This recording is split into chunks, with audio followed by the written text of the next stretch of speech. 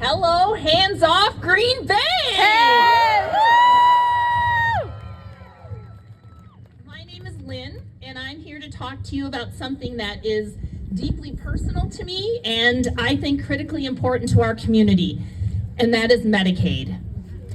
I am not here as a politician, and I am definitely not here as a policy expert. I am here as a mom of an adult son with developmental disabilities. He has received Medicaid-funded services since he was a toddler. And let me tell you, as a parent of a child with special needs, worry is your constant companion. But one of the things that has eased that worry over the years has been Medicaid. Because of Medicaid, my husband and I had peace of mind knowing that if the day comes when we can no longer care for our son, he will still get what he needs. He'll still see doctors. He'll still have a wonderful day program. He'll still live in his community. He will be cared for with dignity.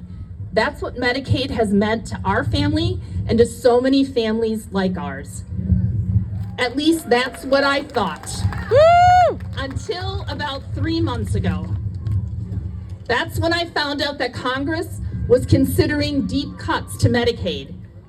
And then 6 weeks ago, the House passed a budget resolution that directs the Energy and Commerce Committee, and that's the committee that oversees Medicaid, to cut $880 billion, that's billion with a B, from the Medicaid budget. Boom is right, yes. So that number is almost too big to grasp, right? $880 billion.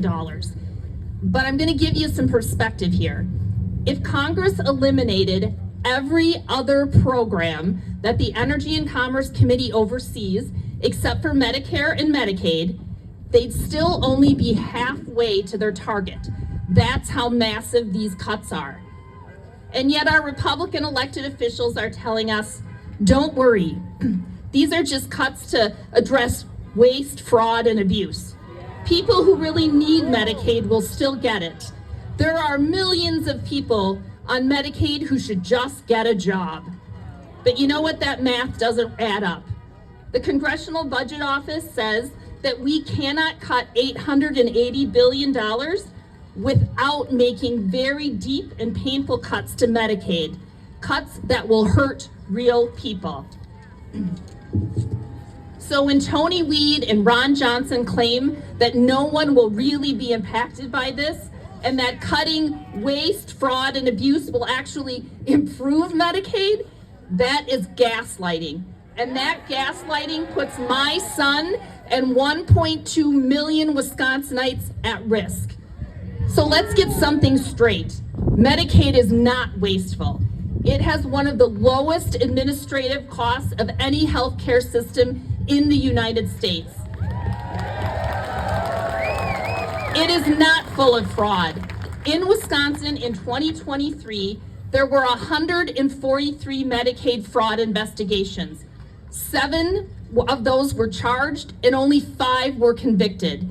Considering the billions of dollars in Medicaid funds that come through our state, that's a pretty good record. And it's a less conviction rate than our current president.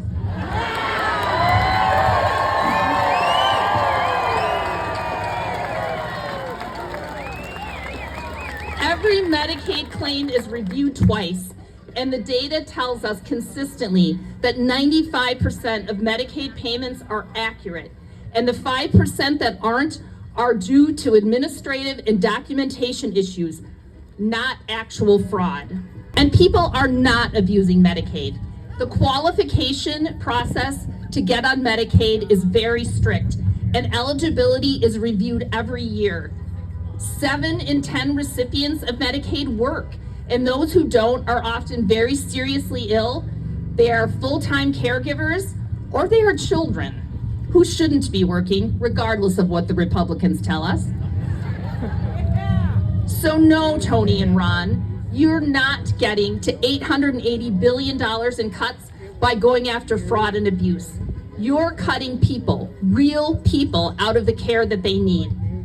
So when our elected officials tell us about how they don't want to hold town halls because they don't want to face all those angry people. I guess and it turns out you guys too, are some of those angry people. I am angry that these cuts are being proposed to pay for tax cuts for millionaires and billionaires who will never have to wonder if their loved ones will get the care they need. They don't lay awake at night worrying about that. I'm angry that after decades of fighting and struggle by disability advocates to get where we are today, people with disabilities and disability advocates like me still have to fight tooth and nail to be heard. In addition to all the other struggles we have in our lives, we are now expected to hold press conferences and show up at rallies and town halls and write letters to the editor, all while our elected officials hide behind closed doors. That's right. And I'm angry that we're expected to bear the most intimate details of our lives to prove that we or our loved ones deserve Medicaid. Meanwhile, the millionaires and the billionaires don't have to do anything but hold big fundraisers and make big political donations, and they get their tax cuts. So we know that our legislators and the millionaires and billionaires won't be impacted by Medicaid cuts, but who will be? Who uses Medicaid? 1.2 million Wisconsinites, 18% of the state is on Medicaid. Medicaid covers 1 in 3 children, 8 in 10 children who are in poverty, 1 in 3 adults with disabilities, and 4 in 7 nursing home residents. It covers veterans, it covers low-income women, it covers the people we love and the people who need it. If these federal Medicaid dollars go away, our state will be forced to make brutal decisions to cut people from the Medicaid rolls, to cut the services that are covered, or to cut reimbursement rates to providers. And none of these are good options. Cutting coverage or services means that people go without care. And in some cases, that means they go back to institutions that we have fought for decades to close. Cutting reimbursement rates means providers will struggle to pay caregivers a living wage. We already have a caregiver shortage, and we cannot afford to have any more caregivers walk away from this important work to take jobs that demand less of them, pay them more, and offer better benefits. The impact of Medicaid cuts will ripple outward to families, to schools and workplaces, and to our entire community. And beyond the moral cost of this, there is a huge economic cost. Medicaid brings $11 billion into Wisconsin each year, and $1 million of that flows into Tony Weed's own district. That money supports 4,300 local businesses in his district and 30,000 businesses statewide. And that money goes to providers to pay for Medicaid services that have already been provided. But it also flows back into our communities when those employees spend their paychecks on groceries, on rent, on gas, on diapers. The bottom line is, if we cut the Medicaid dollars flowing into our state, we are cutting the legs out of our own community. So, yes, that's right. So as you can imagine, I could go on and on about Medicaid at this point and what it does for people like my son and what it does for our community. But instead, I'm going to leave you here today with a couple of takeaways. The first one is that since 1965, Medicaid has literally saved lives. It has helped millions of Americans live with health and dignity. It reflects our values, our belief that we care for one another. That's the Wisconsin I know, and that's the Wisconsin that I'm hanging on to for dear life these days. That's right. That's right. And if our elected officials vote to betray those values just to give tax breaks to rich people who don't need another damn dollar, then we need to hold them accountable. That's right. That's right. And number two, Medicaid is not political. It's personal. 9 out of 10 Americans, that's Democrats, that's Republicans, and that's independents, will rely on Medicaid at some point in their lives. This is a fight that should unite us. And to make it crystal clear, I'm going to do a little experiment here. I'm going to ask you to raise your hand and keep it raised if any of the following statements apply to you. Do you know a child who has been in birth to 3? All right, that's Medicaid. Do you know or have a child, keep them up, please, keep them up. Do you know or have a child who's in the Katie Beckett program?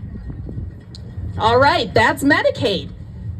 Do you have or know a student who gets speech or physical therapy in the schools? Yes, that is Medicaid. Do you have a grandparent in a nursing home whose savings have run out, but they are still getting good care? Yes, that is Medicaid. Do you know someone with developmental disabilities who is in a day program at the CP Center or at a Spiro, or is getting job coaching so that they can work in the community? Yes, that is Medicaid. Do you know anybody, do you know someone or do you love someone who gets Meals on Wheels or who goes to the ADRC to get services? Yes, that is Medicaid. And do you or someone you know use Badger Care to get the health care that you need? Yes, and that is Medicaid. So look around you. This is the face of Medicaid in our community. These are the people and the services we are fighting for. So here's your calls to action. First, I want you to call Tony Weed in Ron Johnson's office, and I want you to call them every day. Tell them that we will not stand for cuts to Medicaid. Tell them that we see through the waste, the fraud, the abuse bullshit that they're dealing out. And tell them if they vote to cut Medicaid, we will remember at the ballot box.